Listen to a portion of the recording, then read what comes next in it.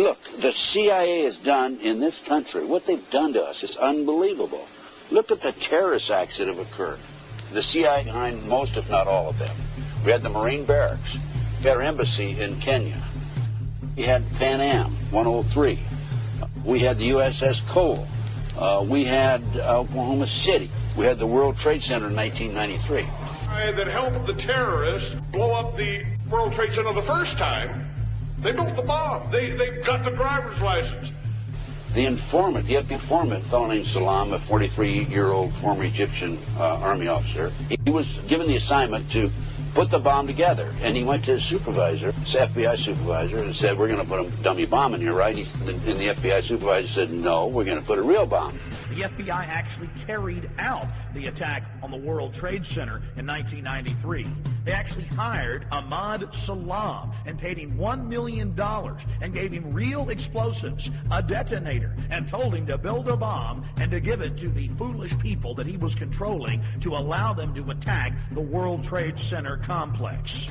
Unfortunately for them, there were only 6 people killed, not enough to pass the legislation. So what happened is 2 years later, April 19, 1995, down comes Oklahoma City Murrah building, 168 people killed. 1 year later, the anti-terrorism legislation that takes away many of our constitutional rights and civil liberties is passed.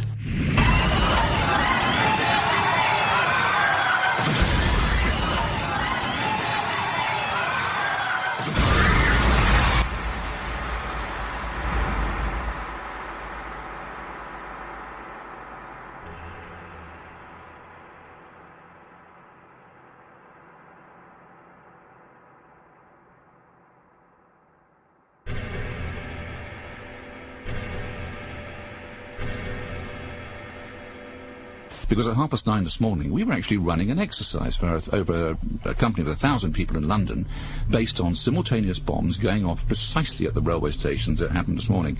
So I still have the hairs on the back of my neck standing upright. To get this quite straight, you were running an exercise to see how you would cope with this, and it happened while you were running the exercise? Precisely.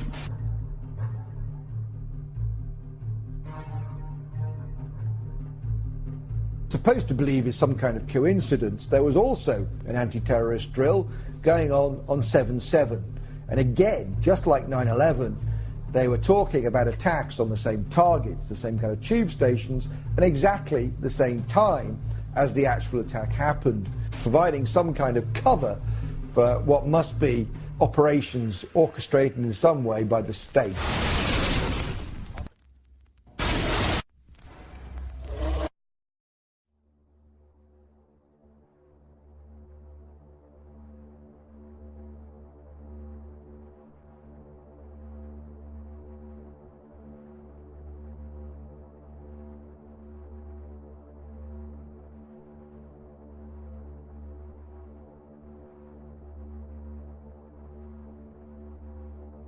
I am absolutely appalled at how much people in this country do not think. We are given to understand that an Arabic guy out there up in the mountains financed the most elaborate attack on this country. Do you think some people in a cave,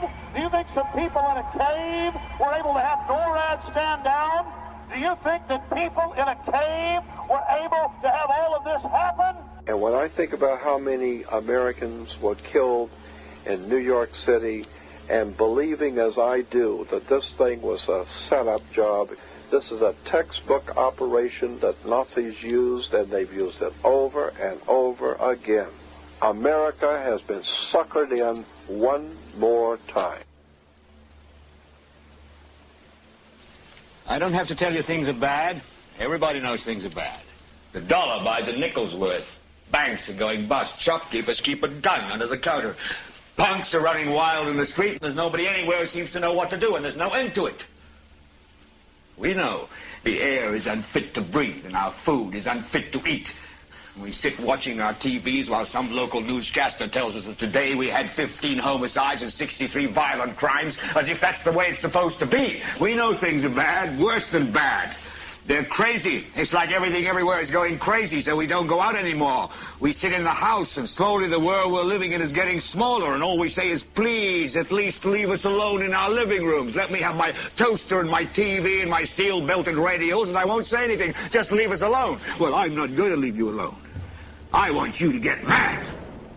I don't want you to protest. I don't want you to riot. I don't want you to write to your congressmen because I wouldn't know what to tell you to write. I don't know what to do about the depression and the inflation and the Russians and the crime in the street. All I know is that first, you've got to get mad.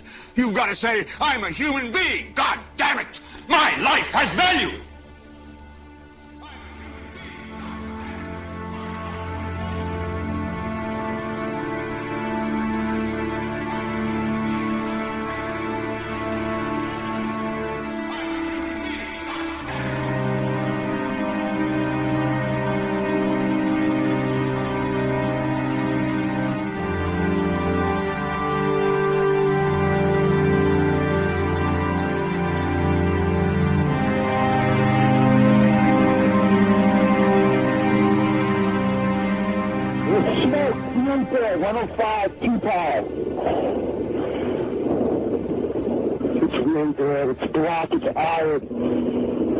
My wife thinks I'm all right. I called her and said I was leaving the building. I was fine, and I'm banged. Just leave us. 2 broken windows. Oh, God! Ah!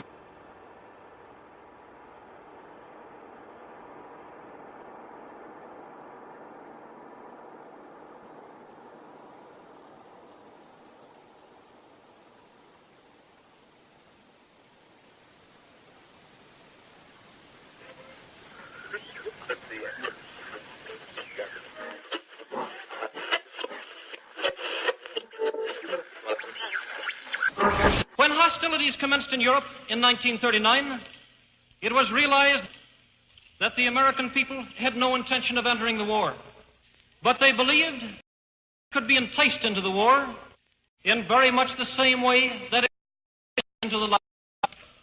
They planned, first, to prepare the United States for foreign war under the guise of American defense. Second, to involve us in the war step by step without our realization.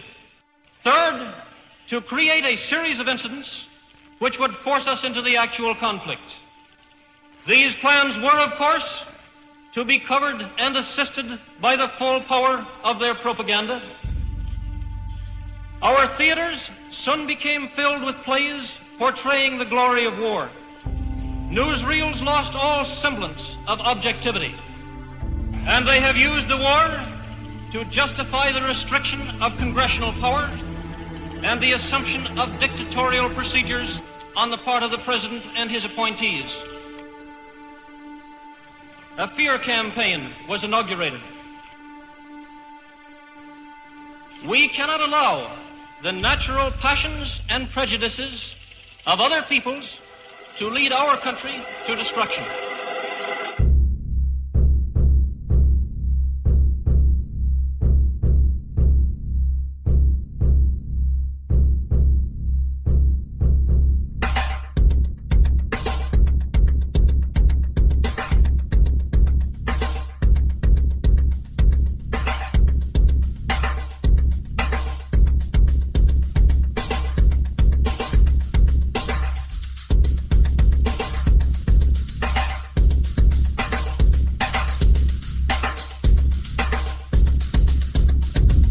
In 1775, the American Revolutionary War began as the American colonies sought to detach from England and its oppressive monarchy. Though many reasons are cited for the revolution, one in particular sticks out as the prime cause: that King George III of England outlawed the interest-free, independent currency the colonies were producing and using for themselves, in turn forcing them to borrow money from the Central Bank of England at interest, immediately putting the colonies into debt. And, as Benjamin Franklin later wrote, the refusal of King George III to allow the colonies to operate an honest money system which freed the ordinary man from the clutches of the money manipulators was probably the prime cause of the revolution. In 1783, America won its independence from England. However, its battle against the central bank concept and the corrupt, greed-filled men associated with it had just begun. So what is a central bank? A central bank is an institution that produces the currency of an entire nation. Based on historical precedent, two specific powers are inherent in central banking practice: the control of interest rates and the control of the money supply, or inflation. The central bank does not simply supply a government's economy with money, it loans it to them at interest.